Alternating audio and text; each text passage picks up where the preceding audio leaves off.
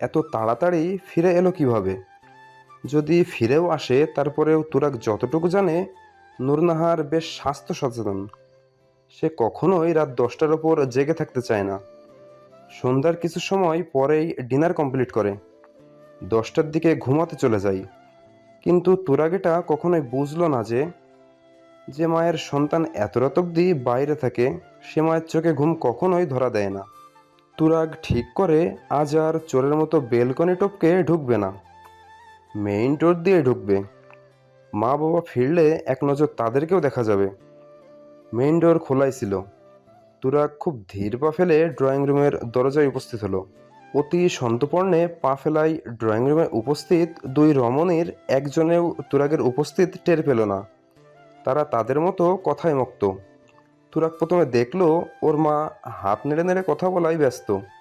তারপর তুরাগ এক নজর যায় মায়ের অপোজিশন সাইডের সোফায় এক সুন্দরী রমণী বসা। একবার দেখাই মুগ্ধ হলো তুরাগ। মেয়েটা তার কোমর অবধি লম্বা চুলগুলো ছেড়ে রেখেছে, সেগুলো একটু একটু উঠছে, মাঝে মাঝে মুখের ওপর এসে পড়ছে।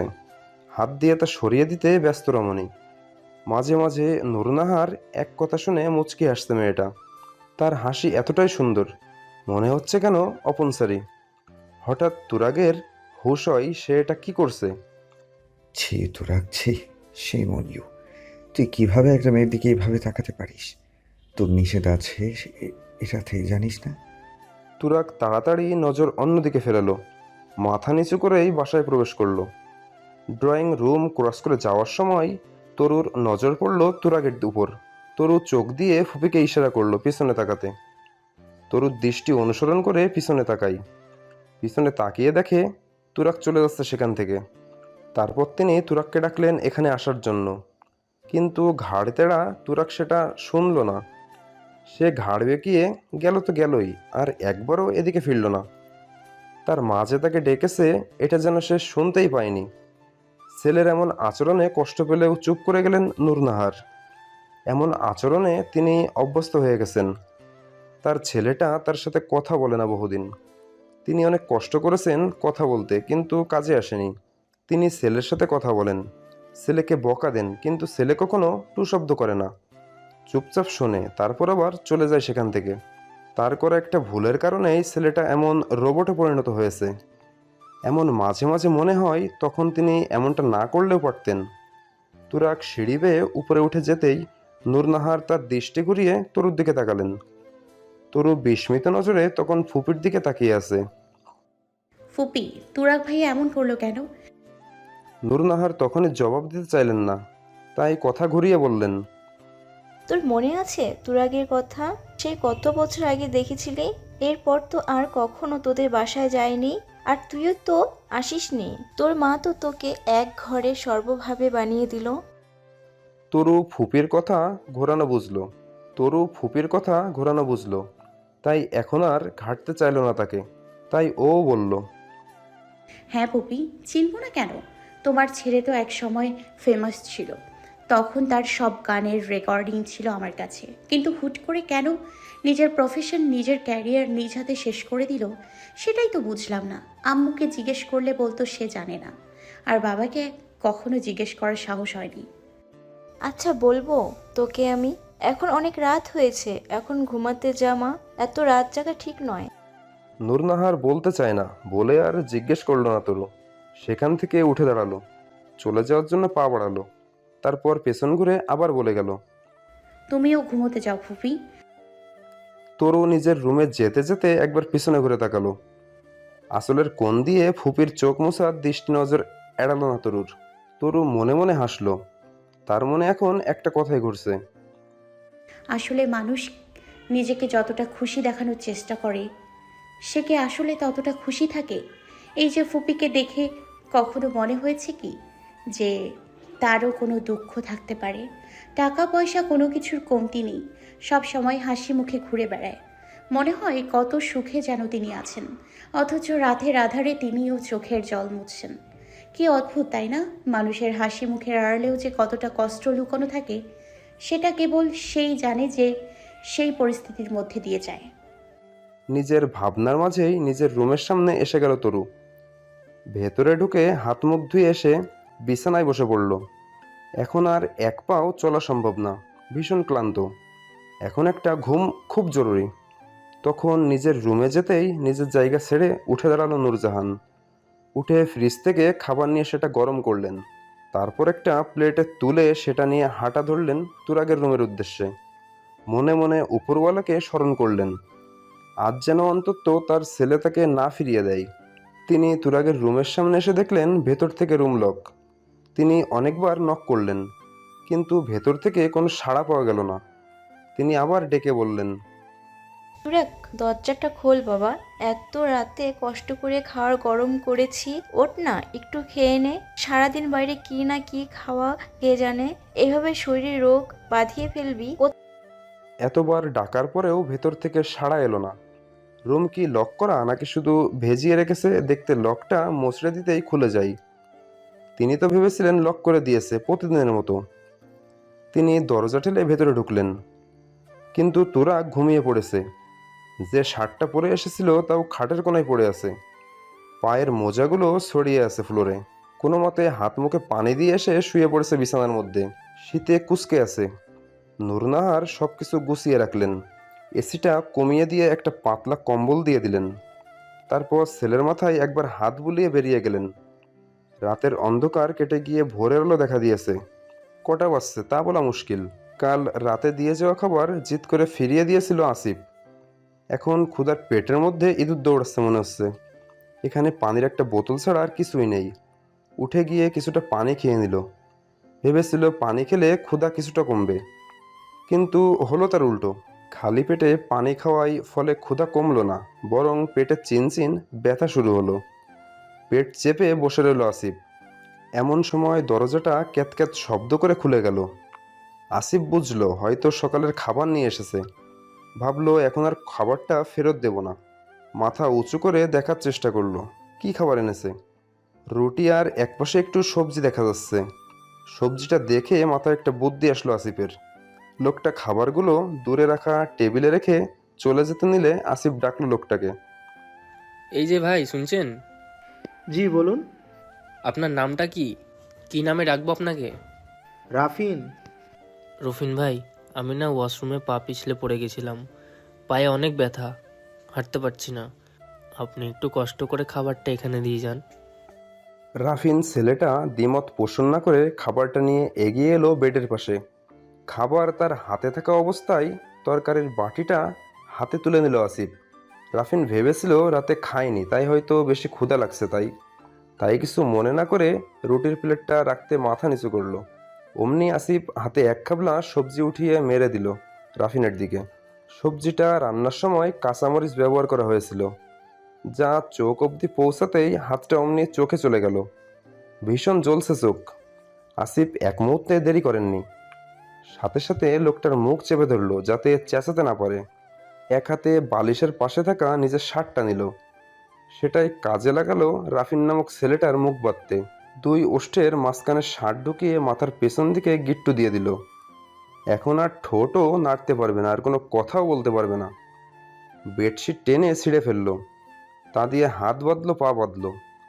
তারপর পানির বোতল থেকে পানি নিয়ে রাফিন চোখে দিল। এতক্ষণে একটু পানি পেয়ে রাফিনের মনে হতে লাগলো মরুভূমিতে এতক্ষণ ছটফট করে থাকা কোনো মানুষ একটু পানির সন্ধান পেল। বেশ খানিকটা পানি দিয়ে চোখ পরিষ্কার করে নিল আসিফ। ও এখান থেকে বের হওয়ার জন্য এমনটা করেছে। তবে একটা লোক কষ্ট পাচ্ছে এটা দেখে মায়া হয় চোখ পরিষ্কার করে দিল। এরপর রাফিনের চোখের সামনে ওর মাথার ক্যাপ, মাস্ক সব খুলে নিল। কালো রঙের সানগ্লাসটাও নিল। এরপর জুতো, কালো জ্যাকেট একে একে সব খুলে নিল। আসিফের পরনে কালো প্যান্টি ছিল, তাই তার লাগেনি। শার্টটা গায়ে ঢোকানোর পরে মনে হলো আসিফের শার্টের সাইজ আর রাফিনের সাইজ একই। কি সুন্দর লেগে গেছে। তাড়াতাড়ি রেডি হয়ে রাফিনকে আসিফের জায়গায় বেঁধে ফেলে রেখে দরজার বাইরে থেকে বন্ধ করে খালি ট্রেটা নিয়ে বেরিয়ে এলো আসিফ। একটু দূরে আরেকজন গার্ড দাঁড়ানো ছিল। তিনি এগিয়ে এসে জিজ্ঞেস করলো, খেয়েছেন? আসিফ হ্যাঁ সূচক মাথা নাড়ল। তারপর ওই পাশেই লোকটা বলল, এতক্ষণ লাগে? বাপ রে, আমি তো চিন্তায় পড়ে গেছিলাম। যাক, এসেছি, এখন চল। আসিফ মাস্কের আড়ালে মুচকি হাসলো। যাক, এই লোকটা যখন চিনতে পারেনি তখন অন্য কেউ পারবে না। এতক্ষণ একটা ভয় ছিল, এখন আর নেই। আসিফ সেখান থেকে না বেরিয়ে গার্ডদের সাথে মিলে সেখানে কিছুক্ষণ থাকার প্ল্যান করলো। কি হচ্ছে এখানে এটা জানা জরুরি এখন। একটু সময় পরেই একজন গার্ড দৌড়ে এসে জানালো, স্যার ফোন করেছে, আমাদের সবাইকে এখনই তার কাছে যেতে হবে। খুব স্পান্টেল, আজ মনে হয় ক্লায়েন্টের কাছে পাঠাবে মুরগিগুলো। কয়েকজন হো হো করে হেসে দিল। একজন তো বলেই ফেললো, বাহ রোহান, তুই মুরগি বানিয়ে দিলি মানুষগুলোকে। এ বেটা চুপ কর, দেয়ালেরও কান আছে। আসিফের গায়ের লোম কাটা দিয়ে উঠল। ওর বুঝতে বাকি নেই এরা কিসের সাথে জড়িত। তবে এখান থেকে যাবে না এক মুহূর্তে। এখন সবাই ওকে রাফিনি ভাবছে, তাই এদের সাথে গিয়ে ওদের ডেরা খুঁজে বের করতে হবে। এতগুলো জীবন তো কোনোভাবে নষ্ট হতে দেওয়া যায় না। আসিফ নিজেই গিয়ে সেই রুমে তালা লাগিয়ে দেয় যেখানে রাফিন আছে। একজন এসে আসিফের পিঠ চাপড়ে বলে, সাবাস রাফিন, কাজটা ভালো করেছো। একে তো বিশ্বাস নেই, আমরা নেই, সেই সুযোগে যদি পালাতো তখন কি করতাম? এটা ভালো কাজ করেছো। আসিফ মাথা নেড়ে হ্যাঁ বোঝাই। এরপর ওই কালো পোশাকধারী লোকগুলোর সাথে আসিফও গাড়িতে উঠে পড়ে। জানে জীবনে ঝুঁকি আছে, একবার ধরা পড়লে সব শেষ। তবুও ও যাবে।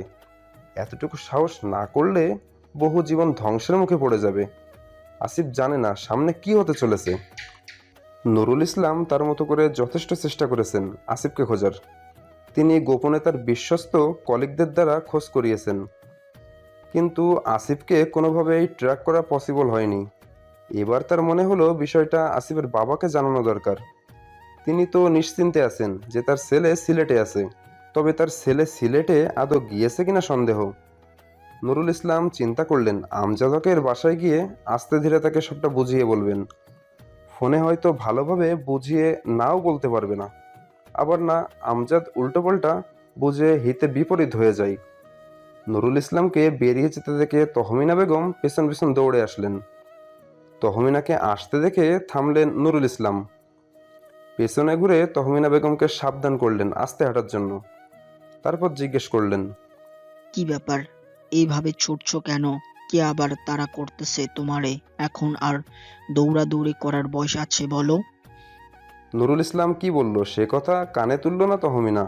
সে ব্যস্ত কণ্ঠে জানতে চাইল, আপনি এই ভর দুপুরবেলা কোথায় চলেন? 2 রাত চোখের পাতা এক করেনি, আপনি অসুস্থ হয়ে পড়বেন তো। আমাকে নিয়ে চিন্তা করতে হবে না তহমিনা, আমাকে 2-1 দিনের ভিতরেই যেতে হবে। উপর মহল থেকে ফোন আসতেছে, তাই যাওয়ার আগে আমজাদের সাথে একটু দেখা করে আসি। এই ভর দুপুরে কেন যাওয়া লাগবে আপনার? এখন একটু খাইয়া একটু ঘুমাইয়া নেন।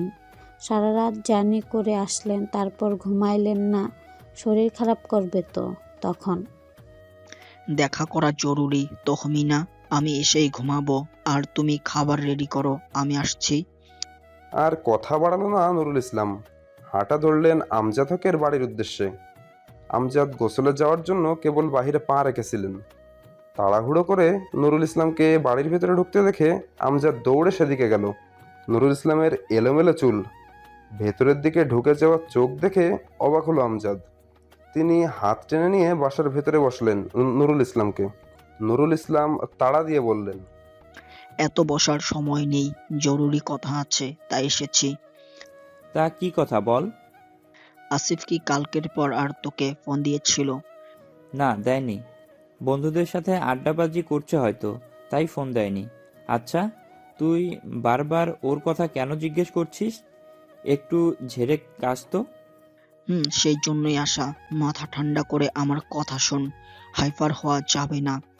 হুম। এরপর নুরুল ইসলাম সমস্ত ঘটনা খুলে বললেন। তারপর নুরুল ইসলাম যে পার্সোনালি আসিফের খোঁজার চেষ্টা করছেন সেটাও জানালেন। আসিফ নিখোঁজ এটা শোনার সাথে সাথে বসা থেকে দাঁড়িয়ে পড়লেন আমজাদ। নুরুল ইসলামের কথা মতো আসিফ ওইসব পাঠিয়েছিল বিয়ের দিন। তবে আমজাদ তো জানে না তার ছেলে কেমন, আর আসিফ কেনই বা এসব করবে। নুরুল ইসলাম তাকে শান্ত করার চেষ্টা করলেন।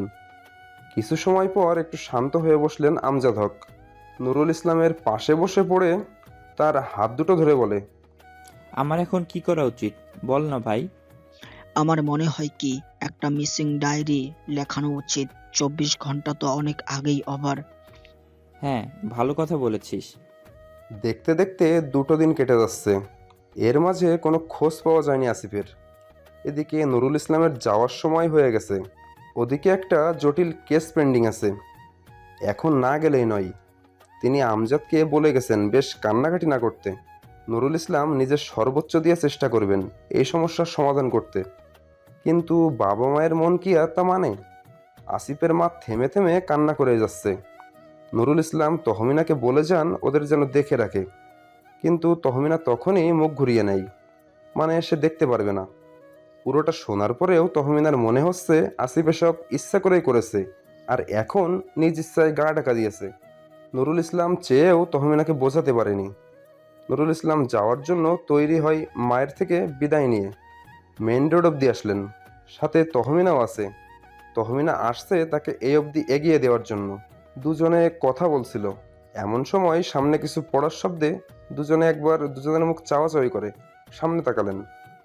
সামনে কেউ একজন পড়ে আছে। পেছন সাইড দেখে বেশ চেনা মনে হচ্ছে। নুরুল ইসলাম দৌড়ে গিয়ে পড়ে থাকা লোকটাকে উঠে বসতে সাহায্য করে। মুখের দিকে তাকিয়ে আটকে ওঠে নুরুল ইসলাম। এটা তো আর কেউ না, এটা আসিফ। কিন্তু চেহারার একই দশা হয়েছে। 2-3 দিন না খাওয়া না ঘুমে শরীরের অবস্থা খুব খারাপ, তার উপর চেহারাও হয়েছে বেহাল দশা। তার উপর এত দৌড়াদৌড়ি শরীর আর নিতে পারছিল না, তাও টেনে টেনে শরীরটাকে এ অবধি কোনো মতে এনেছে। আর পা চলছে না, এখানেই পড়ে গেল। তবে ওর লক্ষ্য ছিল আগে নুরুল ইসলামের বাসায় যাবে। ভাগ্য সেই নুরুল ইসলাম এর সামনেই ওকে টেনে ফেলেছে। নুরুল ইসলাম আসিফের পালস চেক করলেন, খুব স্লো বিট করছে। নুরুল ইসলাম আসিফকে কাঁধে ভর করে দাঁড়াতে সাহায্য করলেন। তার হাতে থাকা লাগেজটা তহমিনাকে ধরিয়ে দিয়ে বললেন এটা নিয়ে বাসায় যেতে, আর আসিফের বাবা মাকে নিয়ে যেন হসপিটালে আসে। নুরুল ইসলাম সেখানে থাকা একটি গাড়িকে ডেকে নিয়ে তাতেই আসিফকে সদরে নিয়ে গেল ভালো হসপিটালের উদ্দেশ্যে। আসিফকে স্যালাইন দিয়ে রাখা হয়েছে। শরীর দুর্বল থাকার কারণে স্যালাইন চলতেছে, তবে এখন জ্ঞান রয়েছে ওর, কথাও বলতে পারে। কেবিনে নার্স আসলে আসিফ নার্সকে ডেকে বলে, একটু নূর ইসলাম আঙ্কেলকে ডেকে দেবেন প্লিজ। নার্স সম্মতি জানায়। ঔষধপত্র গুছিয়ে রেখে নার্স বাহিরে আসে। কেবিনের বাহিরে নুরুল ইসলাম, তহমিনা, আসিফের বাবা মা সবাই বসা ছিল। নার্স নুরুল ইসলামকে ভেতরে যেতে বলে। আসিফ দেখা করতে চেয়েছে, তাই নুরুল ইসলাম তাড়াতাড়ি করে ভেতরে ঢোকে। তার মনটা সে বিকেল থেকে আকুপাকু করছে সবটা জানার জন্য। নুরুল ইসলাম ভেতরে ঢুকে আসিফের বেডের পাশে টুল টেনে বসে। আসিফ চোখ বন্ধ করেছিল। পাশে কারো উপস্থিতি টের পেয়ে চোখ মেলে তাকায় আসিফ। নুরুল ইসলামকে দেখে ব্যস্ত হয়ে পড়ে। আঙ্কেল, আপনি এখনো এখানে? ওদিকে আপনাকে এই মুহূর্তে কতটা জরুরি আপনি জানেন? নুরুল ইসলাম তার কণ্ঠের গভীরতা বজায় রেখে বললেন, কি বলতে চাইছো পরিষ্কার করে বলো। তার আগে এটা জানতে চাই তুমি আমার মেয়ের সাথে এরকমটা কেন করলে? ও তোমার কি ক্ষতি করেছে? আঙ্কেল, বিলিভ মি, এসব কিছুই আমি করিনি। আমাকে ফাঁসানো হচ্ছে। কি বলতে চাইছো? কে ফাঁসিয়েছে তোমাকে? ডক্টর আবির আহমেদ এবং তার বাবা। হোয়াট? কি বলতে চাইছো তুমি? তারা তোমাকে কেন ফাঁসাবে? আর কেনই বা তোমার নাম করে আমার মেয়ের ক্ষতি করলো? তারা যদি বিয়েটা না করতে চাইতো সেটা সরাসরি বলে দিতে তো পারতো। এসব কিছু করার মানে কি? আমি ভুল কিছু বলছি না আঙ্কেল, আর আপনি শান্ত হয়ে বসেন। একসাথে এত প্রশ্ন করলে আমি উত্তর দিতে পারবো না। আমার কথা বলতে ভীষণ কষ্ট হচ্ছে। ঠিক আছে, তুমি আস্তে আস্তে বলো। আঙ্কেল, ওরা না চাইলেই আপনাকে সরাসরি না করে দিতে পারতো, কিন্তু ওদের চাওয়াটা ছিল ভিন্ন। কি চাওয়া ছিল? আঙ্কেল, আপনি একবার বাড়িতে এসে যে কেসটা নিয়ে কথা বলেছিলেন মনে আছে? এই বিয়ের সাথে ওই কেসটা পুরোপুরিভাবে জড়িয়ে আছে। এরকম কাহিনী করে আপনাকে এদিকে আটকে রাখাই ছিল ক্রিমিনালদের মূল ইন্টেনশন। আপনি এইদিকে এই চিন্তায় ব্যস্ত থাকবেন, ওদিকে তারা এই সুযোগে তাদের অপরাধগুলো সুষ্ঠুভাবে চালিয়ে যেতে পারবে। তুমি এত কিছু কিভাবে জানলে? আর কেসের ব্যাপারই বা কিভাবে জানলে? সেদিন আবিরের সাথে দেখা হওয়া থেকে শুরু করে সবটা খুলে বলল আসিফ। গার্ডের বেশে আবিরের ডোবায় কিভাবে পৌঁছেছিল সেটাও বলল। সেদিন গার্ডদের সাথে আসিফও গিয়েছিল আবিরের দেওয়া ঠিকানায়। ওরা গাড়ি মেইন রাস্তায় রেখে হেঁটে হেঁটে অনেক দূরে একটা বিশাল জঙ্গলের ভেতরে আসছিল। তখনও রাতের আধার নামেনি, তাই ওরা আশেপাশে হাঁটাহাঁটি করছিল। রাত গভীর হতে ওরা হেঁটে জঙ্গলের আরও কিছুটা গভীরে ঢোকে। সেখানে একটা জায়গায় শুকনো লতাপাতা স্তূপ করা ছিল। ওদের মধ্যে একজন গিয়ে সেই লতাপাতাগুলো সেখান থেকে সরিয়ে ফেলে। লতাপাতাগুলো সেখান থেকে সরানোর পরে বড় একটা ঢাকনার মতো বেরিয়ে আসে। দুজন মিলে টেনে সেই ঢাকনাটা সরাই। তার মধ্যে নিচে নেমে যাওয়া একটা সিঁড়ি দেখতে পাই। সিনিয়ররা এক এক করে সবাই নেমে যায়। তাদের দেখা দেখি আসিফও নামে। শুধুমাত্র দুজন উপরে থেকে যায়। তারা আবার ঢাকনাটা টেনে বন্ধ করে দেয়। ফোনের ফ্ল্যাশ অন করে সবাই সেই রাস্তা ধরে এগোতে থাকে। মাটির নিচে এত সুন্দর রাস্তা দেখে অবাক হয়েছিল আসিফ। এতদিন লোকমুখে শুনে আসা আগেকার দিনের জমিদার বাড়ির সুড়ঙ্গের কথা মনে পড়ে আসিফের। তবে এই সেই সুড়ঙ্গ যে পথ এখন ক্রিমিনালরা ব্যবহার করে থাকে। সুড়ঙ্গ ধরে হাঁটতে হাঁটতে ওরা উপরে ওঠার একটা রাস্তা দেখতে পাই। সেটা ধরে সবার সাথে সাথে আসিফও উপরে আসে। একটা ঘরের মধ্যে এসে সুড়ঙ্গটা শেষ হয়েছে। সেখানে দুজন লোক ওদের জন্য অপেক্ষা করতেছিল। আসিফ চালাকি করে রাফিনের ব্যাপারে অনেক কিছুই জেনে নিয়েছিল। রাফিন এখানে নতুন জয়েন করেছিল, সেটাও জানতে পেরেছিল। রাফিনের নতুন জয়েন করাটা আসিফের প্লাস পয়েন্ট হিসেবে কাজ করছিল। আসিফ ওর পাশে থাকা সিনিয়র রবিনের কাছে জানতে চাইল, এখানে কি হবে এখন? এটাই তো সেই জায়গা যেখানে লোকগুলোকে ধরে এনে রাখা হয়। রাতে এখানেই অপারেশন করা হয়, তারপর লাশগুলোকে নদীতে ভাসিয়ে দেওয়া হয়। এখানে থাকা লোকগুলো পালিয়ে যেতে পারে না? না, ওদের ঘুমন্ত অবস্থায় এখানে নিয়ে আসা হয়, গার্ডরা তুলে নিয়ে আসে। আর এই সুড়ঙ্গের কথা কেউ জানে না। আসিফ মনে মনে বলে। এই সুযোগ আর থাকলে তো। তারপর আসিফ আবার জানতে চাই, আচ্ছা, এই লোকগুলো এখানে কিভাবে আনা হয়? তাদেরকে কম খরচে ইতালি নিয়ে যাওয়ার প্রলোভন দেখানো হয়। ইতালি যাওয়াটা অনেকের ইচ্ছা থাকে, তবে এত টাকা খরচ করায় সবাই যেতে পারে না। তাই তো গ্রামের সহজ সরল মানুষগুলোকে খুব সহজেই ইতালি নিয়ে যাওয়ার প্রলোভন দেখানো হয়। তারপর এখানে এনে কিডনি, লিভার ইত্যাদি অঙ্গ রেখে ওদের পেট কেটে বস্তা ভর্তি করে ডুবিয়ে দেওয়া হয়। পেট কেটে দেওয়ার ফলে এই লাশগুলো আর উপরে ভেসে ওঠে না। সব কিছু শুনে আসিফের গায়ের লোম দাঁড়িয়ে যায়। কি ভয়ানক এরা বাপরে। আসিফ আবার জানতে চাই, আচ্ছা, এদের ফ্যামিলিকে কি জবাব দেওয়া হয় তারপর? আরে এটা তো সহজ কাজ। তাদের জানাই যে কম খরচে যেতে চাইলে সমুদ্রপথ ব্যবহার করতে হয়, যেখানে মাছের জাহাজে করে যে বর্ডারের কাছে গিয়ে মাছের জাহাজ থেকে নামিয়ে নেওয়া হয়। সেখান থেকে সমুদ্র সাঁতরে উঠতে হয়। তাই ফ্যামিলিকে জানায় সমুদ্র সাঁতরে ইতালি ওঠার আগেই সমুদ্র ডুবে মারা গিয়েছে। আর ফ্যামিলির লোকগুলো বিশ্বাস করে নেয়। তারা কয়েকদিন কান্নাকাটি করে, কিন্তু লাশ চেয়েও তো আর পায় না। এত সব শুনে আসিফের ভীষণ খারাপ লাগে। এরা সহজ সরল মানুষগুলোকে কিভাবে বোকা বানায়। আসিফকে এভাবে চুপ থাকতে দেখে রবিন ভাবে যে রফিক হয়তো ভয় পাচ্ছে। তাই রবিন আসিফের পিঠ চাপড়ে বলে, আরে কয়েকদিন পরে তুমিও এই পরিবেশে অভ্যস্ত হয়ে যাবে, ভয় পেও না। এর মধ্যে ওদের ডাক পড়ায় দুজনেই সেদিকে যাই। যেতে যেতে আসিফ মনে শুক্রিয়া জানাই, কেননা রাফিন যদি নতুন জয়েন না করতো তাহলে হয়তো ওকে রবিন এত সহজে সবটা বলতো না। আর যদি জিজ্ঞেস করতো তাহলে বিষয়টা উল্টো দেখাতো। ওদেরকে খাবার সার্ভ করার জন্য ডাকা হয়েছে। সেখানে গিয়ে আসিফ আরও অবাক হয়। প্রত্যেকটা খাবারের মধ্যে কি যেন মেশানো হচ্ছে।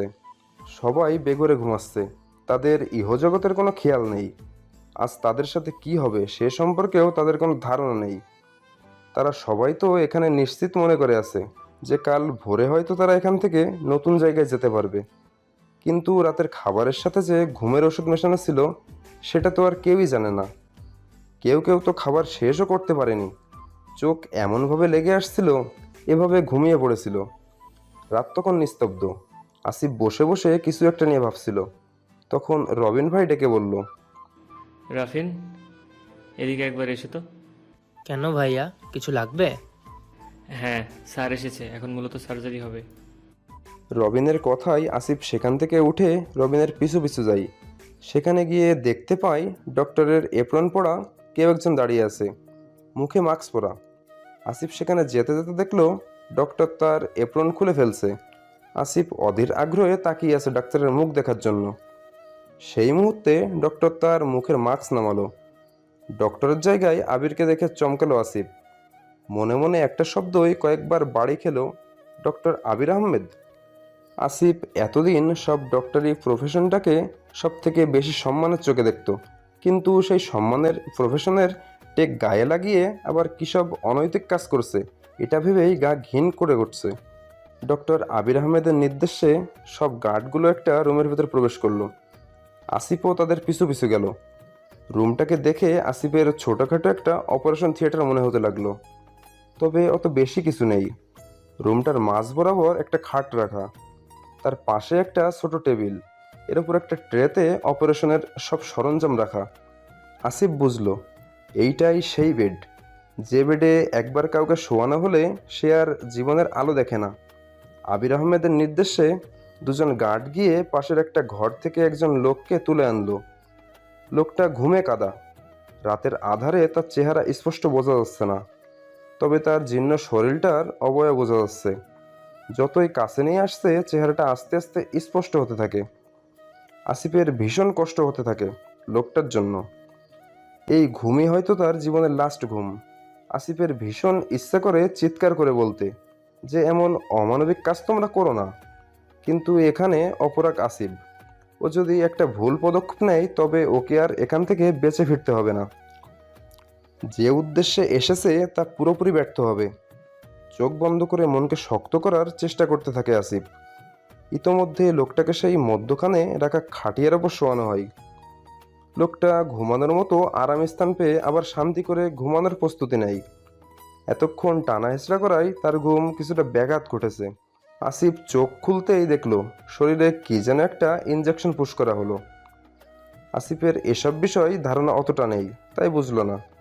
কিন্তু যখন আবির নির্দয়ের মতো তার হাতের নাইফটা ব্যবহার করলো, সাথে সাথে চোখ বন্ধ করে নিল আসিফ। এরকম ভয়াবহ দৃশ্য ওর পক্ষে দেখা সম্ভব না। আসিফের হাঁটু মনে হচ্ছিল কাঁপতেছে। আবিরের সামনে এ যে একটা মানুষ সেটা যেন মনেই হচ্ছে না। নির্দয়ের মতো সে তার হাতের কাজ চালিয়ে যাচ্ছে। অন্য গার্ডগুলো তাকিয়ে আছে যেন এটা কোনো সাধারণ বিষয়। আসিফ বুঝলো এরা এসব দেখে দেখে অভ্যস্ত হয়ে গেছে। আসিফের হাঁটুর কাঁপুনি যেন কমছে না, থরথর করে হাঁটু কাঁপতেছে। আসিফ পেছনে থাকা দেওয়ালে হাতে ভর করে দাঁড়ালো। ওর মনে হচ্ছিল ওরা দাঁড়িয়ে থাকা সম্ভব না। যতক্ষণ ওখানে ছিল চোখ বন্ধ করেছিল। কেউ একজন ওকে কাঁধে ধরে ঝাঁকানি দিতে চোখ খুলে আসিফ। আর কেউ না, বরং রবিনই ধাক্কা দিয়েছে। কি হলো, দাঁড়িয়ে দাঁড়িয়ে ঘুমিয়ে পড়লে নাকি? না, এসব দেখতে পাচ্ছি না। আরে বস কি দেখে তোমাকে আমার সাথে অ্যাড করলো বলো তো? যাই হোক, এর কাজ শেষ। শেষ মানে? ও এই জগতে নেই, এখন এই লাশটা আমাদেরকে ফেলে আসতে হবে। এরকম একে একে কয়েকটা অপারেশন ক্লান্তিহীনভাবে শেষ করলো আবির। আসিফ আবিরকে যতই দেখছে ততই অবাক হচ্ছে। এমন একটা নোংরা মানুষের সাথে নুরুল ইসলাম কিভাবে মেয়েকে তুলে দিতে রাজি হলো সেটা ভাবতে অবাক লাগে। আসিফ ওই দিন ওই বোকামিটুকু না করলে তো আবিরের এত বড় সত্যিটা জানতেই পারতো না। সব শেষ করে সবাই যার যার মতো ফ্রেশ হলো। এখন গার্ডদের খাওয়ার টাইম দেওয়া হয়েছে। এখন পড়লো আসিফ বিপাকে। এখন যদি মাস্ক খুলে খাই তাহলে তো ধরা পড়ে যাবে। এতক্ষণে রবিন ভাইয়ের সাথে ভালোই কথাবার্তা হয়, তাকে একটু ভালো মনে হলো আসিফের। সে রবিনকে এক সাইডে ডেকে বলল, রবিন ভাই জানে এসব, এই প্রথমবার এসব দেখছি। তো কি হয়েছে? এসব দেখে আমার পেট কেমন মোচড় দিচ্ছে, বমি পাচ্ছে। এখন লোকমা খাবারও যদি পেটে পড়ে তাহলে তা বমির সাথে বেরিয়ে আসবে, তাই একটু রেস্ট নিচ্ছি। রবিন দ্বিমত করল না। প্রথম প্রথম অনেকেই এসব সহ্য করতে পারে না, তাই সে আসিফকে রেস্ট করার জায়গা দেখিয়ে দিল আর বলে গেল, আমরা রাতে ডিউটি করব, একদম বেরোবে না। আসিফ মাথা নেড়ে সম্মতি দিল। রবিন চলে গেল সেখান থেকে। এখানে আসা অন্য মানুষগুলো ঘুমাচ্ছে, গার্ডরাও সবাই এখন খাওয়াই ব্যস্ত। এই মুহূর্তের থেকে সেরা সুযোগ আর আসিফ পাবে না বলে মনে হলো। সে পা টিপে টিপে উঠে সেই রুম থেকে বেরোলো। তারপর এখানে আসা লোকগুলোকে যে ঘরে থাকতে দেওয়া হয়েছে সে ঘরে গেল। যে উদ্দেশ্যে গিয়েছিল তা পেয়েও গেল। সেখানে থাকা আলনার উপরে একটা ঢিলেঢালা শার্ট পেল, তার পাশে একটা ঢিলেঢালা প্যান্ট ছিল। আসিফের মনে হলো এগুলো গায়ে একদম কোনো ঝামেলা ছাড়াই ঢুকে যাবে।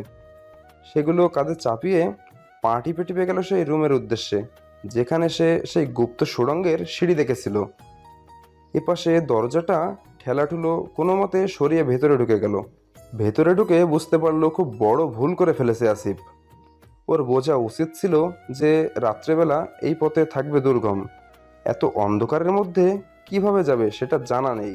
ভেতরে যতটা তাকাচ্ছে অন্ধকার ছাড়া কিছুই দেখা যাচ্ছে না। আসিফ মনে মনে আল্লাহকে ডাকতে থাকে। জীবনে কোনো দিন এত এত অ্যাডভেঞ্চারের সম্মুখীন হতে হবে সেটা কল্পনাতেও ভাবেনি আসিফ। তাও মনে সাহস জুগিয়ে হাত দিয়ে অনুমান করে সামনে এগোতে থাকে। আসিফ যতটুকু জানে এই পথে অন্য রাস্তায় যাওয়ার সুযোগ নেই। এই পথের শেষে সেই জঙ্গলের মুখেই। আসিফ অন্ধকার হাতড়ে সামনে যাচ্ছে। এখন একমাত্র লক্ষ্য এখান থেকে বের হওয়া। কোনো দুর্বল হার্টের মানুষ এখানে থাকলে হয়তো এতক্ষণে হার্ট কয়েকবার তার স্পন্দন বন্ধ করে দিত। অন্ধকারে যদিও অনেক ভয় লাগছিল, তবুও সৃষ্টিকর্তার নাম জপতে জপতে প্রায় ঘন্টাখানিক সময় লাগিয়ে সেই মুখের দেখা পায় আসিফ। মুখে খুশির ঝিলিক দেখা যায়। তবে আসিফের এটা মাথায়ও ছিল না যে সেদিন এটা দুজন মিলে সরিয়েছিল। তার উপর এর উপর লতাপাতা দিয়ে ঢাকা। এখন এটা কিভাবে সরাবে? এখন তো আর ফিরে যাওয়া সম্ভব নয়। এতক্ষণে নিশ্চয়ই সবার খাওয়া দাওয়া শেষ, সবাই পাহারা দিচ্ছে। এখন এদিকে ফিরে যাওয়াও সম্ভব নয়। আর এই ভারী দরজায় বা কিভাবে সরাবে? কোন পথে বেরোবে আসিফ সেটা জানে না। হাত পা কেটে একাকার অবস্থা হয়েছে আসিফের। উপরে ঢাকা সেই লতাপাতার সাথে ছোট ছোট ডালপালাও ছিল, যার কারণে হাত পায়ের এই অবস্থা হয়েছে। সেই মুহূর্তে তখন এপাশ ওপাশ দুই পাশেরই বের হওয়ার মুখ বন্ধ। তখন বাঁচার শেষ চেষ্টা করতেই ঢাকনায় নিজের সর্বোচ্চ শক্তি দিয়ে ধাক্কা দিতে লেগেছিল, এবং যার ফলে একটু ফাঁকা হয়েছিল। তা দিয়েই ঠেলে ঠুলে বেরিয়েছে। হাত পা কেটে রক্ত ঝরছে, সেদিকে খেয়াল নেই। জীবনটা বেঁচে গিয়েছে এই ঢের। আসিফ অ্যাডভেঞ্চার প্রিয় মানুষ ছিল, কিন্তু মনে মনে প্রতিজ্ঞা করে আজকের পর থেকে আর জীবনেও কোনোদিন বলবে না ও অ্যাডভেঞ্চারের প্রিয় মানুষ। ঢের শিক্ষা হয়েছে। সেখান থেকে উঠে পা টেনে টেনে দৌড়াতে থাকে। একসময় জঙ্গলের শেষ মাথায় পৌঁছে যায়। সেখানে বসে নিজের পোশাক বদলে নেয়।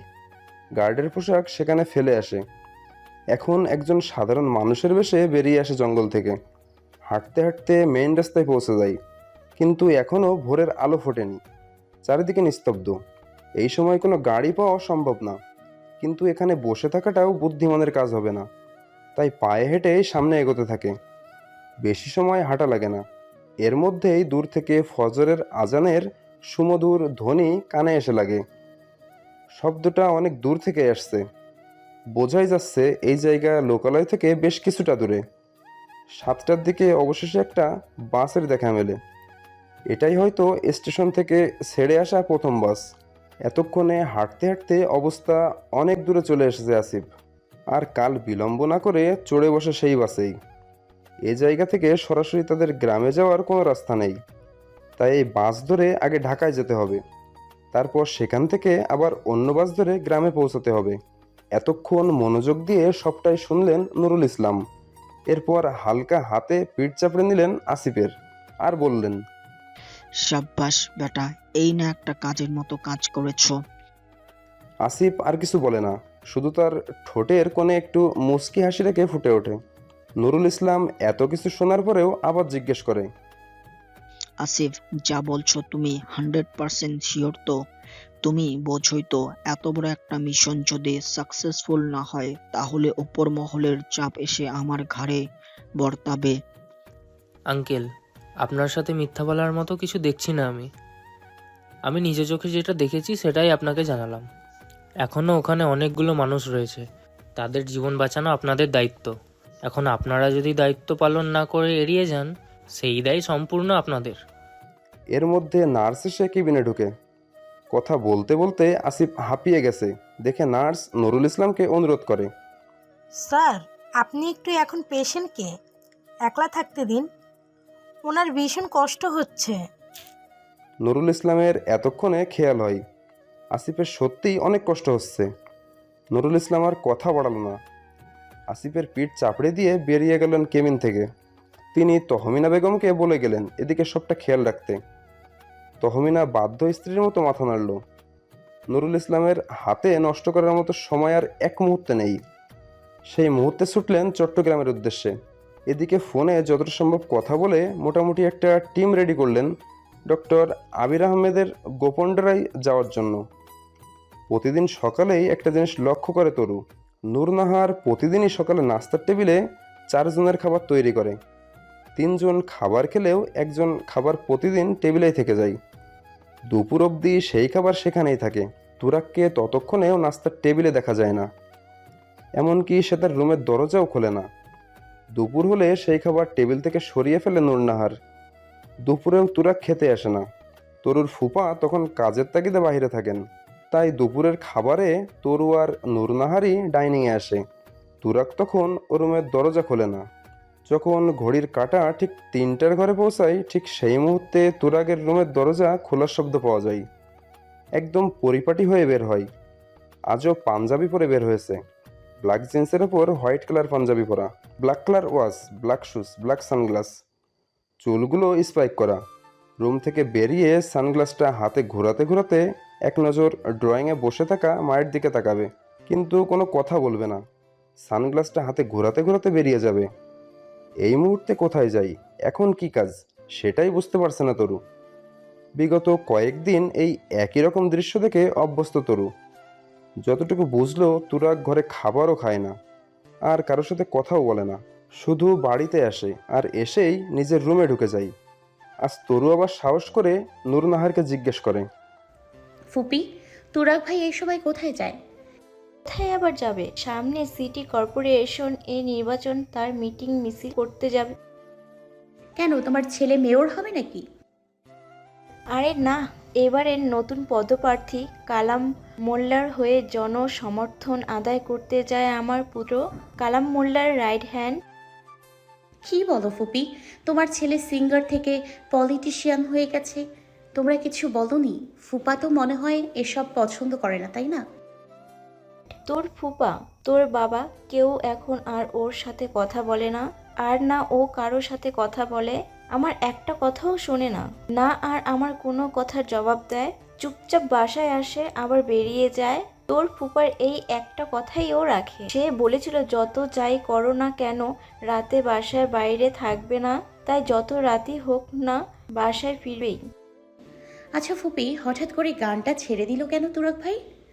তার তো এত এত ফ্যান ফলোয়ার ছিল, আর আমি যতদূর শুনেছি সিঙ্গার হওয়াটা তার শখ ছিল, আর তোমাদের বিরুদ্ধে এক প্রকার যুদ্ধ করেই এই প্রফেশনে গিয়েছিল।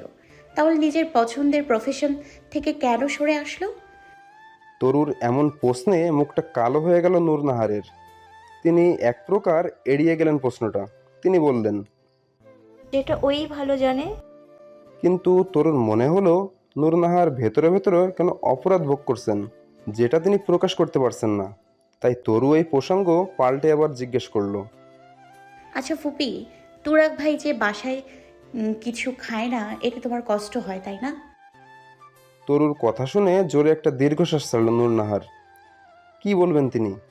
কষ্ট তো অবশ্যই। নিজের ছেলের ঘরের মধ্যে থাকে, অথচ তাদের সাথে এক টেবিলে বসে কখনো খাবারও খায় না। তাদের গলা দিয়ে আর কি খাবার নামে? তবুও বেঁচে থাকার তাগিদে খেতে তো হবেই। নূরনাহারের মুখ দেখেই বোঝা যাচ্ছে তার ভীষণ কষ্ট হচ্ছে এসব নিয়ে কথা বলতে। তাই তরু এখন আর কিছু জানতে চায় না। ও প্রথম দিন রাতেই ভেবেছিল এসব নিয়ে আর কথা বলবে না, তবুও কৌতূহল চেপে রাখতে না পেরে জিজ্ঞেস করে বসেছে। এখন ফুপির মন ঠিক করতে বলে, ফুপি, তোমার তো এখন কোনো কাজ নেই তাই না? না, আপাতত নেই। চলো তাহলে আমরা একটা মুভি দেখি। কি আর করবো, দেখ। আরে তুমিও দেখো, মন ভালো হয়ে যাবে। টিভিটা অন করে দিয়ে আসে তরু। তরু বসেছে তো ফুপির সাথে মুভি দেখতে, কিন্তু মনে পড়ে রয়েছে অন্য জায়গায়। মনে মনে অনেক কিছু ভেবে ফেলছে তরু। সে ঠিক করে নিয়েছে যেভাবেই হোক তুরাগ ভাইয়ের সাথে কি হয়েছিল সেটা জানবে, তারপর দেখতে হবে তিনি বাসায় কেন খায় না।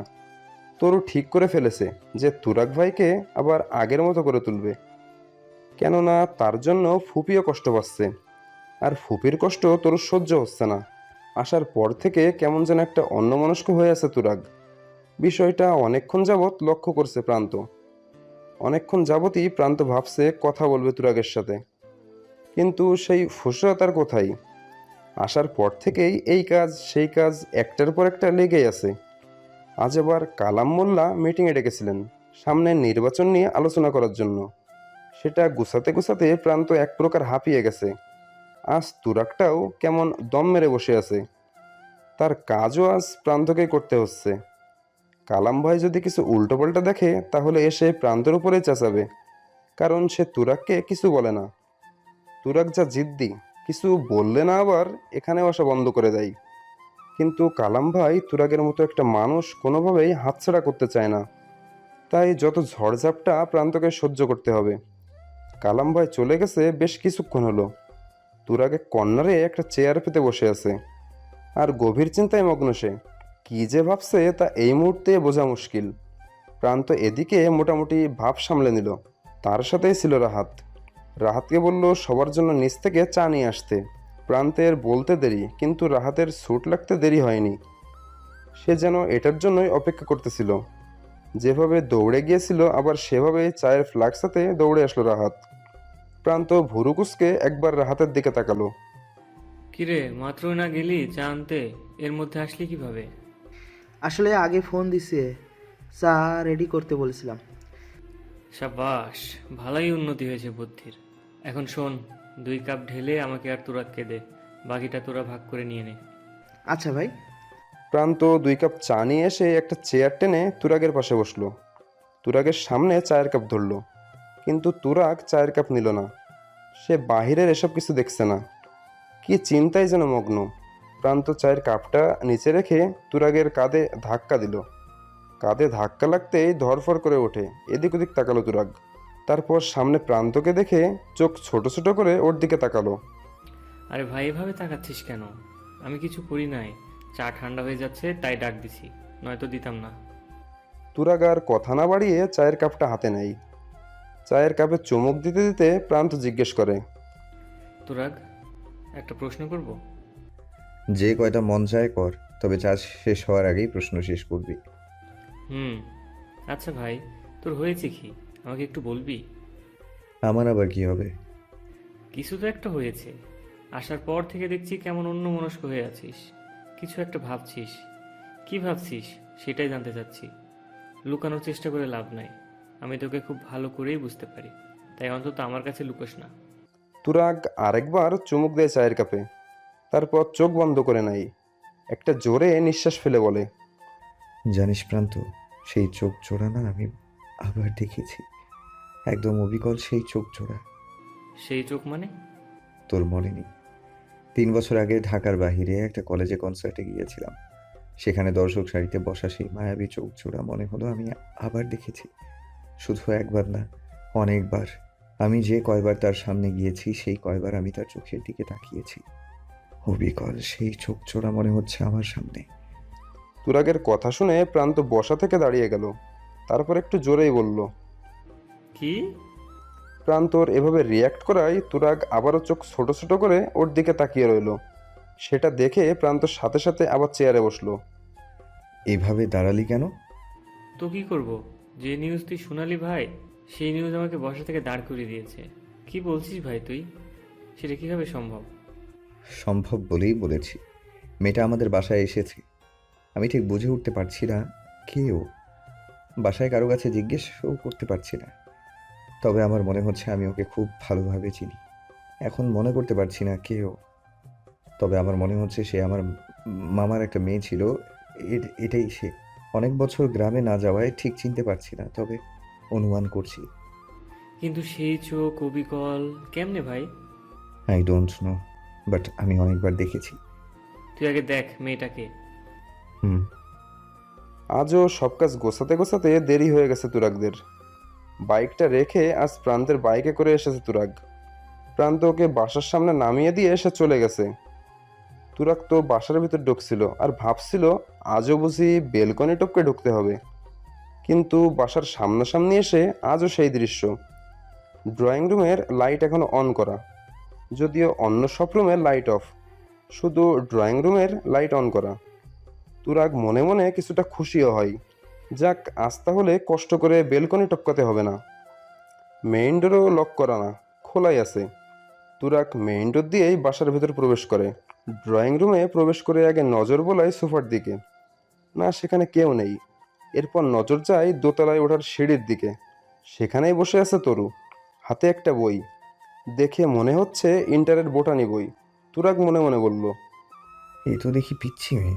এই মেয়ে এখনো জেগে এখানে বসে আছে কেন? তুরাগ দরজায় হাত রেখেই বেশ কিছুক্ষণ সেখানে দাঁড়িয়ে রইলেন। তার পুরো নজর এতক্ষণ সামনে বসে থাকা রমণীর দিকে নিস্তব্ধ ছিল। রমণীর দৃষ্টি তার বইয়ের ভাঁজে। এক মনে কিছু একটা পড়ছে। কি পড়ছে সেটা ঠিক বোঝা যাচ্ছে না। দূর থেকে শুধু তীর তীর করে কাপা ঠোঁট যুগল দেখা যাচ্ছে। সেদিকে এক নজর তাকিয়ে দৃষ্টি ঘুরিয়ে নিল তুরাগ। এই মেয়ের দিকে আর তাকাবে না ঠিক করলো। মেয়েটা মনে জাদু জানে, নয়তো তুরাগের নজর ঘুরে ফিরে বারবার কেন ওর দিকেই পড়বে। তুরাগ হেঁটে ভিতরের দিকে ঢোকে। এতক্ষণে তরুণ নজর পড়ে যায় যে তুরাগ বাসায় এসেছে। সেই কখন থেকে বসে থাকতে থাকতে চোখ লেগে আসছিল। তাই তো বই নিয়ে একটু ব্যস্ত থাকার চেষ্টা করছে, যাতে ঘুমকে একটু তাড়ানো যায়। তুরাগ তরুকে পাত্তা না দিয়ে তরুর পাশ দিয়ে সিঁড়ি দিয়ে উপরে উঠে যেতে নেয়। তরু তড়িঘড়ি করে তুরাগের সামনে দুই হাত দুদিকে পাখির ডানার মতো মেলে দিয়ে দাঁড়ায়।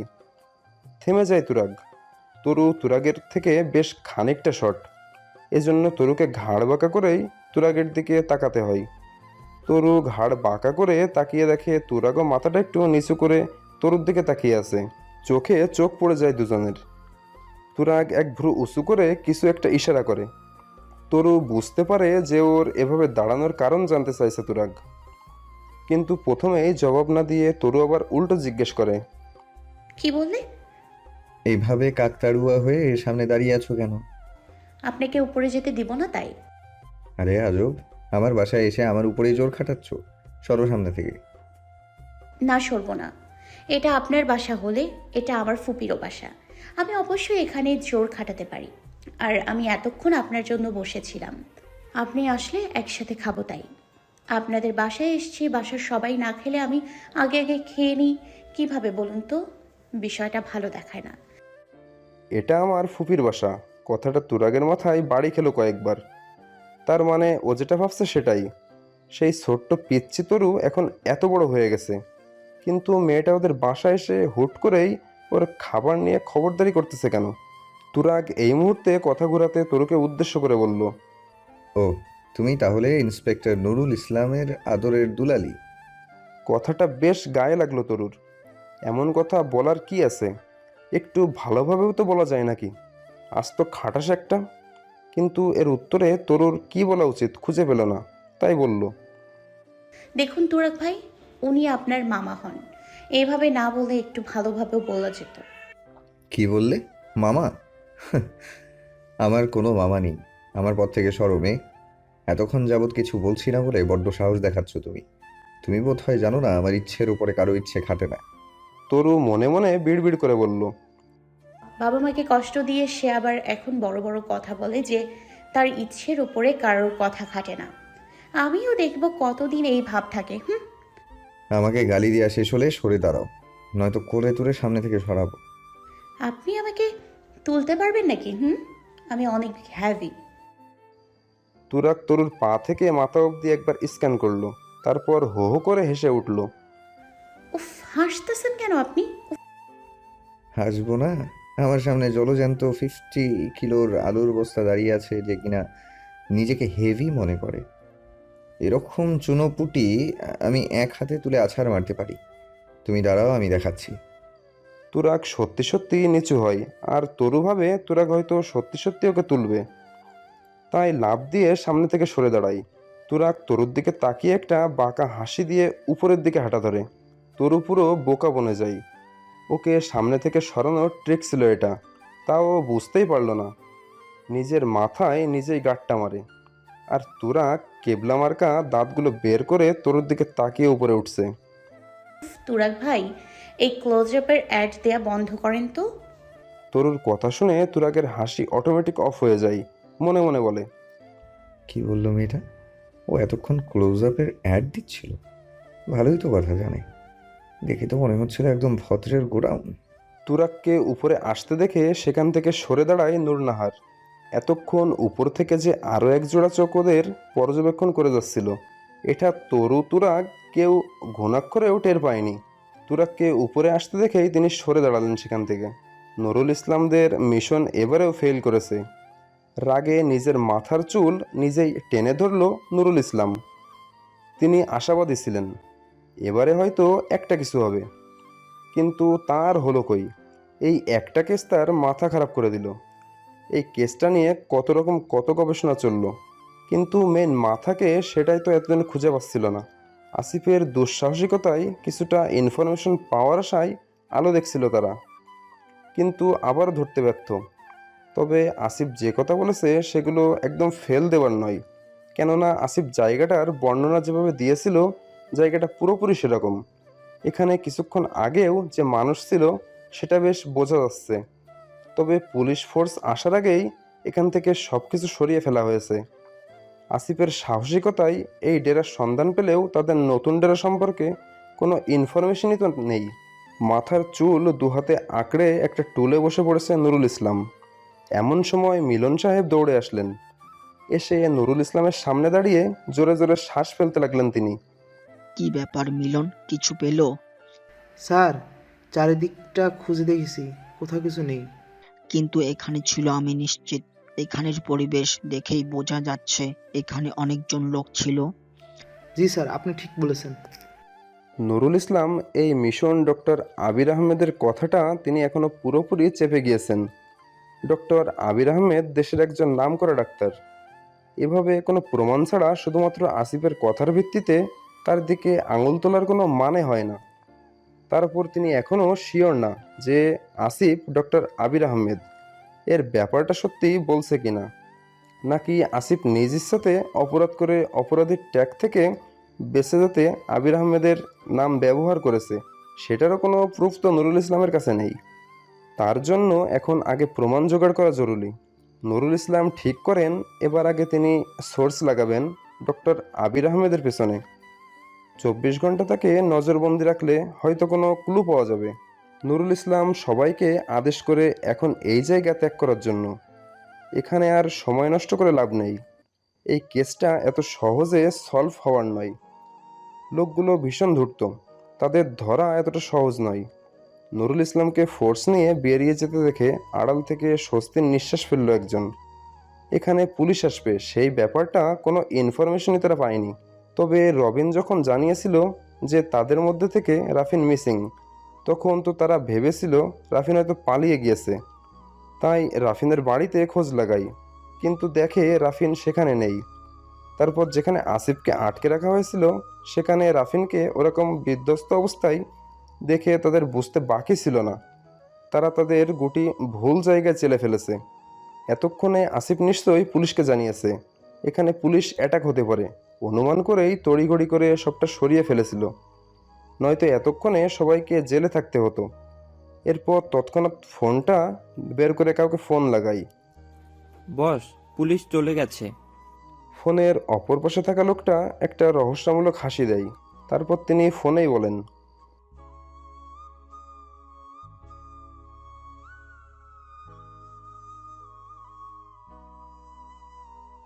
আজকেও ঠিক সেমভাবে সেম জায়গায় তরুকে দেখে দাঁড়িয়ে পড়ল তুরাগ। এই মেয়েটা এমন করছে কেন? কি চায় ও? ওর খাওয়া না খাওয়া নিয়ে এই মেয়েটার এত মাথা ব্যথা কেন? যা হয় হোক, আজ আর কথাই বলবে না এই মেয়ের সাথে। পথ আটকালে ধাক্কা দিয়ে সরিয়ে দিবে। এই মেয়েকে তো মোটেই মাথায় তোলা যাবে না। এমনিতেই নিজে নিজে অধিকার খাটাতে আসে, তাও আবার তুরাগ সাইয়েদের ওপর। ভাবা যায়? তুরাগ পায়ের গতি বাড়িয়ে হাঁটা শুরু করলো। আজ সামনে দাঁড়ালে সরিয়ে চলে যাবে। তুরাগ তরুর সামনে এসে দাঁড়ালো। না, তরুর কোনো নড়চড় নেই, ভাবলেসিনভাবে বসে আছে। তুরাগ ভেবেছিল আজকেও হয়তো ওর পথ আটকে দাঁড়াবে, কিন্তু তরু ঘুরেও তাকালো না সেদিকে। রাত তখন প্রায় 1টা বাজে। তুরাগের আর সেদে সেদে কোনো কথা জিজ্ঞেস করতে মন চাইল না, তাই তরুর পাশ কাটিয়ে উঠে গেল উপরে। তরু তখনও বাইরের দিকে এক মনে তাকিয়ে আছে। তুরাগও আর পিছু না তাকিয়ে উপরে উঠে গেল। রুমে এসে একদম অগোছালো মানুষের ন্যায় ধপাস করে পড়ল বিছানার মধ্যে। ফ্রেশ তো হলোই না, এমনকি বাহির থেকে পড়ে আসা মোজাটাও খোলেনি। সেই ড্রেসেই শুয়ে পড়ল, পা দুটো বাহিরের দিকে ঝুলিয়ে দিয়ে। তরু উঠে নিজের রুমে গিয়ে বইটা রেখে আসলো। এরপর পা বাড়ালো তুরাগের রুমের উদ্দেশ্যে।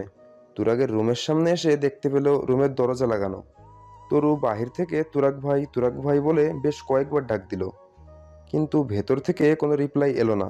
তুরাগ কি এর মধ্যে ঘুমিয়ে পড়েছে? ধ্যাত, একটা মানুষ এত তাড়াতাড়ি ঘুমিয়ে কিভাবে পড়ে? হয়তো ইচ্ছে করে জবাব দিচ্ছে না। তরু দেখতে চাইলো তুরাগ কি করছে। নুরনাহারের কাছে শুনছিল তুরাগ রুমের দরজা ভেতর থেকে কখনো লক করে না। তরুর মনে হলো আজও হয়তো লক করেনি। দেখার জন্য দরজা ধাক্কা দিতেই খুলে গেল। দরজা একটুখানি ফাঁকা করে মাথা ঢুকিয়ে দেখার চেষ্টা করলো তুরাগ কি করছে। দেখলো তুরাগ যে ড্রেসে এসেছিল সেটা পরেই শুয়ে আছে। ডান হাতটা মাথার উপর দিয়ে রেখেছে, হয়তো মাথা ব্যথা করছে। তরু মাথা ভেতরে দিয়েই আবার ডাকলো, তুরাগ ভাই আপনি জেগে আছেন আমি জানি, কথা বলছেন না কেন তাহলে? কোনো সাড়া শব্দ না পেয়ে দুষ্টু বুদ্ধি আসে তরুর মাথায়। এরপর নাম ধরে ডাকে, তুরাগ, এই তুরাগ ওঠ, তোর জন্য এতক্ষণ অপেক্ষা করে আছি আর তুই ঘুমিয়ে গেলি। তুরাগ ওঠ। চোখ বন্ধ অবস্থায় নাক চোখ কুঁচকে ফেলে তুরাগ। এতক্ষণ ধরে চোখ বন্ধ করে পড়েছিল, ভেবেছিল মেয়েটা হয়তো চলে যাবে। এখন দেখো কি সাহসটাই দেখাচ্ছে। মন চাচ্ছে এখন গিয়ে ঠাটিয়ে দুইটা চড় মারি, কিন্তু শুধু শুধু এই মেয়ের সাথে কথা বাড়াবে না, তাই এখনো চুপ করে রইল, যেন কিছুই শুনতে পায়নি। চোখ নাক কুচকানো দেখেই তরু শিওর হয়ে গেল যে তুরাগ ঘুমায়নি। তাই এবার বুলি করতে শুরু করলো। তুরাগের পায়ের দিকে তাকিয়ে হাত দিয়ে নাক চেপে ধরে বলতে লাগলো, ছি ছি, তুরাগ ভাই আপনি এত নোংরা, বাহির থেকে মোজাটাও খুলেননি। ওয়াক, ছি, কি গন্ধ। আমিও তো বলি বাড়ির এত সুন্দর পরিবেশটা এমন বিশ্রী গন্ধে ভরে গেল কেন। এখন বুঝছি, ছি ছি ছি, আমার ফুপির ছেলেটা এমন নোংরা আমি তো জানতামই না। তুরাগ লাফ দিয়ে উঠে বসে। শরীরটা অনেক ক্লান্ত ছিল। সামনে বিছানা দেখে পা আর একটু এদিক ওদিক নড়াতে চায়নি। তাই তো এই অবস্থায় বিছানার মধ্যে শুয়ে পড়েছিল। না, আর সহ্য করা যাচ্ছে না, অতিরিক্ত করছে মেয়েটা। তুরাগ বেড থেকে নেমে আসে। তরু তখনও সেখানেই দাঁড়িয়ে আছে। তুরাগ এক পা দুপা করে এগিয়ে গিয়ে তরুর সামনে দাঁড়াই। তরু তখনও অনড় সেদিকে তাকিয়ে রয়েছে। তুরাগ সরাসরি তরুর চোখের দিকে তাকালো। তরুও তখন তুরাগের চোখের দিকে তাকিয়ে আছে। তুরাগ স্লো ভয়েসে তরুর কানের কাছে গিয়ে বলে, মিস তরুলতা, আপনার কি আমাকে ভয় লাগছে না? একদম কানের কাছে মুখ নিয়ে কথা বলায় তরুর সারা শরীর কেঁপে উঠল। কেমন একটা শিহরণ বয়ে গেল শরীরে। তরু সেটা বুঝতে না দিয়ে নিজেকে স্বাভাবিক করে বলল, এসব কি কথা তুরাগ ভাই, আমি আপনাকে ভয় পাবো কেন? তোমার সত্যিই ভয় লাগছে না মিস তরুলতা? না, লাগছে না। দেখুন আপনি এভাবে সব সময় বাইরের খাবার খেলে সিক হয়ে পড়বেন। ফুপি আপনার জন্য কষ্ট পায়, কান্না করে, এগুলো আমার সহ্য হয় না। প্লিজ তুরাগ ভাই চলেন না। আপনাদের সাথে কি হয়েছিল আমি জানি না, কিন্তু আমার এই রিকোয়েস্টটা রাখেন প্লিজ তুরাগ ভাই। কিন্তু এই এমন কেন? হার্টলেস, মনে হচ্ছে কোনো অনুভূতি নেই, নিজে যা বলে যাচ্ছে তাই। তুরাগ সরে আসে তরুর সামনে থেকে। এরপর হুট করে তরুর হাতের কনুই বরাবর চেপে ধরে। এমন ভাব ধরেছে মনে হচ্ছে নখ বসে যাচ্ছে। উফ, হাতে এত বড় বড় নখ, রাক্ষসের মতো নখ। ব্যথায় তরুর চোখ দিয়ে পানি বেরিয়ে আসার উপক্রম, তাও দাঁতে দাঁত চেপে দাঁড়িয়ে আছে। তুরাগ হাতের কনুই চেপে রেখেই এক প্রকার টানতে টানতে দরজার সামনে নিয়ে এলো তরুকে। দরজার বাহিরে বের করে হাত ছেড়ে দিল। এমনিতেই শরীর ক্লান্ত, তার এত ড্রামা দেখতে দেখতে তুরাগের মেজাজ চটে গেছে। বাহিরে তরুকে দাঁড় করিয়ে মুখে যা আসলো তাই বলতে গেল, কিছুটা এমন, এই মেয়ে, তুমি এত ছ্যাঁচড়া কেন? এতবার না করার পরেও এখনো এখানে দাঁড়িয়ে আছো। তোমার কি কোনো মান সম্মান নেই নাকি? আর এত রাতে একজন যুবক ছেলের ঘরে একটা মেয়ে যাওয়ার মানে বোঝো তুমি? নাকি তাও বোঝো না? ফিরে খাও তুমি? এই অবস্থায় যদি কেউ তোমাকে আর আমাকে দেখতো তাহলে কি হতো বিষয়টা? সে সম্পর্কে কোনো ধারণা আছে তোমার? আমার লাইফ, আমার ইচ্ছে, কে কষ্ট পেলো সেটা আমার দেখার বিষয় না। সেদিন আমিও এমন কষ্ট পেয়েছিলাম, কই সেদিন তো দেখার কেউ ছিল না। এখন কোথা থেকে এসেছো তুমি? আমি জাস্ট বিরক্ত এখন। তোমার যদি লজ্জা থাকে ফার্দার আমার সামনে আর আসবে না। এতটুকু বলে তরুর মুখের ওপর দরজা বন্ধ করে দেয় তুরাগ। এতক্ষণ কথাগুলো শুনে তরুর কান ঝা ঝা করতে থাকে। তরুর আপনজনরা কখনো ওর সাথে এমন ব্যবহার করেনি। সেদিন বিয়ে ভাঙার পরেও সবাই চেষ্টা করেছে বাহিরের মানুষের কথা যেন ওর কানে না আসে। তুরাগকে তো তরু পর ভাবেনি, আপন ভেবেই একটু অধিকার খাটিয়েছিল। তাই বলে এভাবে অপমান করবে? কথাগুলো বেশ গায়ে লাগে তরুর। কান্নারা দলা পাকিয়ে আসে। সেখান থেকে দৌড়ে চলে যায় তরু। তুরাগ এতক্ষণ দরজার পাশে দাঁড়িয়েছিল।